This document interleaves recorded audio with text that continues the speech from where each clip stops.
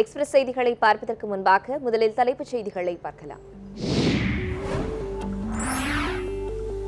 RK நகர் இடைத்தேர்தல் நடத்தை விதிமீறலை கண்காணிக்க 22 குழுக்கள் அமைப்பு. யாருக்கு வாக்களித்தோம் என்பதை தெரிவிக்கும் ஒப்புகை சீட்டும் பொருத்த நடவடிக்கை.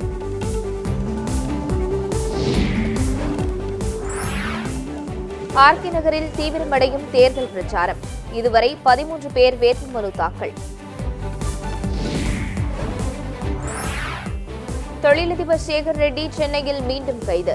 நீதிமன்ற காவலில் 28ஆம் தேதி வரை சிறையில் அடைப்பு.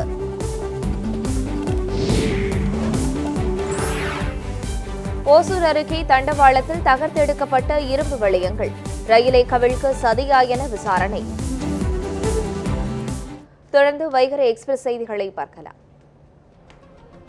ஆர்கே நகரில் அரசியல் கட்சியினர் தேர்தல் நடத்தை விதிகளை மீறுகிறார்களா என்பதை 22 குழுக்கள் 24 மணி நேரமும் கண்காணித்து வருவதாக தேர்தல் நடத்தும் அலுவலர் பிரவீன் கே நாயர் தெரிவித்துள்ளார்.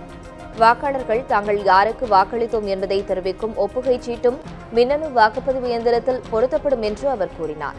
சென்னை தண்டையார்பேட்டை தேர்தல் அலுவலகத்தில் செய்தியாளர்களை சந்தித்த பிரவீன் கே நாயர், ஆர்கே நகர் தொகுதியில் அமைக்கப்படும் 256 வாக்குச்சாவடிகளில் 29 வாக்குச்சாவடிகள் பதற்றமானவை என கண்டறியப்பட்டுள்ளதாக கூறினார். வாக்குப்பதிவு பணியில் ஈடுபடவுள்ள 1638 பேருக்கு வரும் 25ஆம் தேதி பயிற்சி அளிக்கப்படும் என்று தெரிவித்த Praveen K Nair, CCTV, web camera என அனைத்து வழிகளிலும் வாக்குப்பதிவு கண்காணிக்கப்படும் என்றும் தெரிவித்தார். தேர்தலை கண்காணிக்கும் நுண் பார்வையாளர்கள் சில நாட்களில் தொகுதிக்கு வருவார்கள் என்றும் பாதுகாப்பிற்காக துணை ராணுவம் வரவழைக்கப்படும் என்றும் தேர்தல் நடத்தும் அலுவலர் கூறினார். சென்னை ஆர்கே நகர் தொகுதி இடைத்தேர்தலில் பிரச்சாரமும் வேட்புமனு தாக்கலும் விறுவிறுப்படைந்து வருகிறது. அடுத்த மாதம் 12ஆம் தேதி இடைத்தேர்தல் நடைபெறவுள்ள ஆர்கே நகர் தொகுதியில் 6 முனை போட்டி நிலவி வரும் நிலையில் அங்கு நாளுக்கு நாள் தேர்தல் களம் சூடுபிடித்து வருகிறது. இந்நிலையில் தேர்தல் பிரச்சாரமும் அங்கு விறுவிறுப்படைந்து வருகிறது. இந்த தேர்தலில் ஓ பன்னீர்செல்வம் அணி சார்பில் போட்டியிடும் முன்னாள் அமைச்சர் மதுசூதனன் ஆர்கே நகர் தொகுதிக்குட்பட்ட வினோபா நகர், நேதாஜி நகர் உள்ளிட்ட பகுதியில் நேற்று பிரச்சாரம் மேற்கொண்டார். அப்போது அப்பகுதி பெண்கள் அவருக்கு ஆரத்தி எடுத்து வரவேற்பு தெரிவித்தனர். பின்னர் செய்தியாளர்களை சந்தித்த மதுசூதனன், மறைந்த முதலமைச்சர் ஜெயலலிதா வீடு சென்று விட்டுச் சென்ற பணிகளை ஆர்கே நகரில் தாம் வெற்றி பெற்ற பின்பு சிறப்பாக நிறைவேற்றுவேன் என்று உறுதியளித்தார். ஆர்கே நகர் தொகுதியில் பல்வேறு இடங்களில் பாஜக வேட்பாளர் கங்கை அமரன் பிரச்சாரம் மேற்கொண்டார். சென்னை ஆர்கே நகரில் இடைத்தேர்தலில் பாஜக சார்பில் போட்டியிடும் வேட்பாளர் கங்கை அமரன் அத்தொகுதியில் நேற்று மக்கள் சந்திப்பை நிகழ்த்தி பிரச்சாரம் மேற்கொண்டார். பின்னர் செய்தியாளர்களை சந்தித்த அவர், முதலமைச்சர் ஜெயலலிதா மரணம் தொடர்பாக எழுந்துள்ள சந்தேகங்கள் எதிரொலியாகவே ஆர்கே நகரில் தாம் போட்டியிடுவதாக கூறினார்.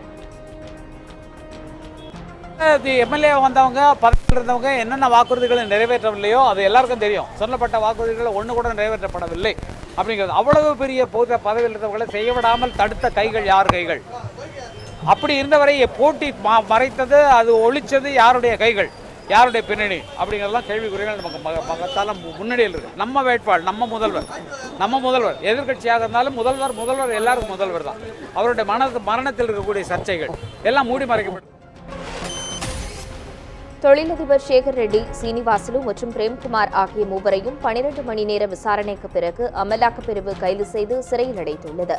வேலூரைச் சேர்ந்த தொழிலதிபர் சேகர் ரெட்டியின் வீட்டில் கடந்த டிசம்பர் 8ஆம் தேதி வருமான வரித்துறை அதிகாரிகள் அதிரடியாக சோதனை மேற்கொண்டனர். இதில் சட்டவிரோதமாக 34 கோடி ரூபாய் புதிய நோட்டுகள் வைத்திருந்தது கண்டுபிடிக்கப்பட்டு பறிமுதல் செய்யப்பட்டது. இது தொடர்பாக சட்டவிரோத பணப்பரிமாற்றம் தொடர்பாகவும் சேகர் ரெட்டி மீது சிபிஐயும் அமலாக்கப் பிரிவும் வழக்கு தொடுத்தன. இதனையடுத்து சட்டவிரோத பணப்பரிமாற்றத்தில் ஈடுபட்டதாக சேகர் ரெட்டி, அவரது உறவினர் சீனிவாசலு, ஆடிட்டரும் சேகர் ரெட்டியின் நண்பருமான பிரேம்குமார், திண்டுக்கல் ரத்னம், முத்துப்பேட்டை ராமச்சந்திரன் ஆகிய 5 பேரும் கைது செய்யப்பட்டனர். சிபிஐ நீதிமன்றம் ரத்னம், ராமச்சந்திரன் ஆகியோருக்கு மட்டும் முதலில் நிபந்தனை ஜாமீன் வழங்கியது. கடந்த 17ஆம் தேதி சேகர் ரெட்டி, சீனிவாசலு மற்றும் பிரேம்குமார் ஆகியோருக்கு சிபிஐ நீதிமன்றம் ஜாமீன் வழங்கியது. இந்நிலையில் அமலாக்கப் பிரிவு சேகர் ரெட்டி உட்பட 3 பேருக்கும் நேரில் ஆஜராகும்படி சம்மன் அனுப்பியது. இதனையடுத்து சேகர் ரெட்டி, சீனிவாசலு மற்றும் பிரேம்குமார் ஆகியோர் நேற்று சென்னை 1000 விளக்கில் உள்ள அமலாக்கப் பிரிவு அலுவலகத்திற்கு வந்திருந்தனர். அவர்களிடம் பகல் 11 மணியிலிருந்து இரவு 11 மணி வரை விசாரணை நடைபெற்றது. விசாரணைக்கு பின் சேகர் ரெட்டி, சீனிவாசலு, பிரேம்குமார் ஆகிய மூவரும் எழும்பூரில் பெருநகர குற்றவியல் நடுவர் கோபிநாத் முன்னிலையில் ஆஜர்படுத்தப்பட்டு புழல் சிறையில் அடைக்கப்பட்டனர்.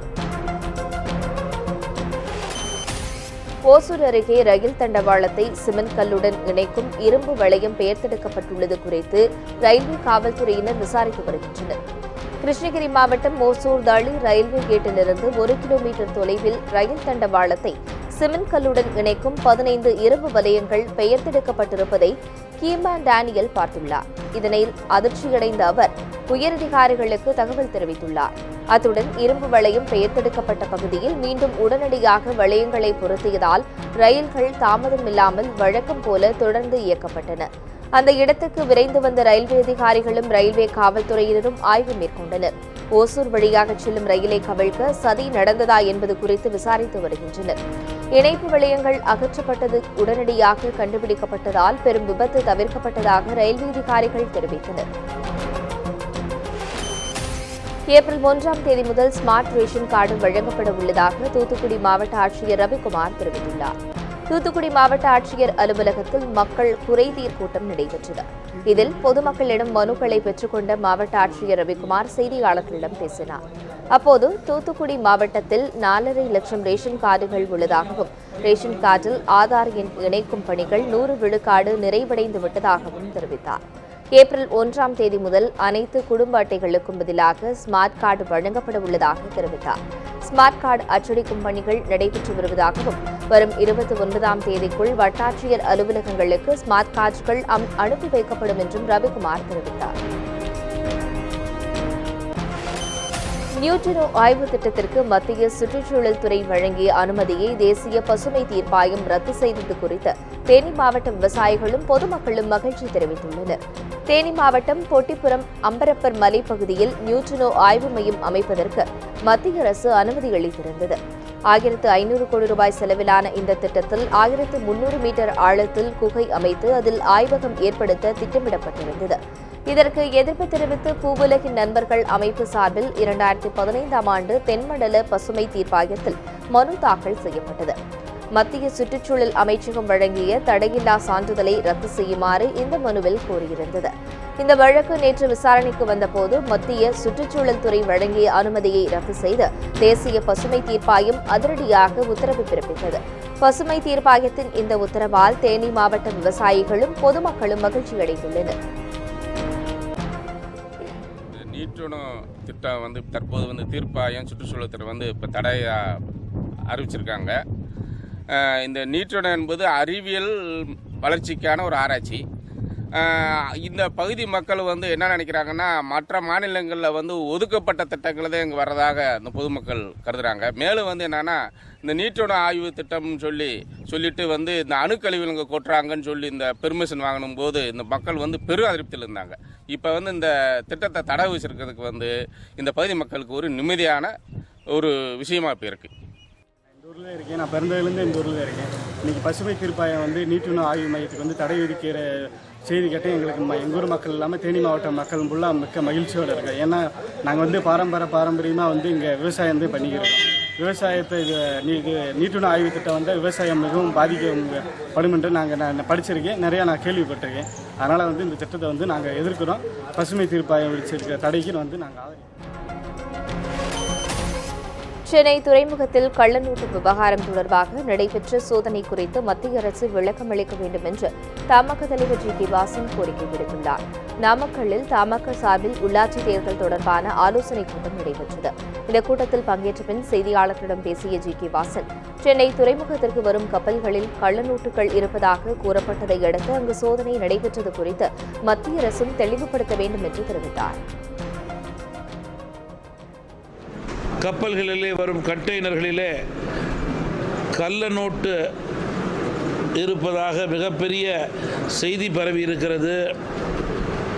உண்மை நிலை குறித்து மக்கள் மத்தியிலே பல சந்தேகங்கள் எழுந்துள்ளது.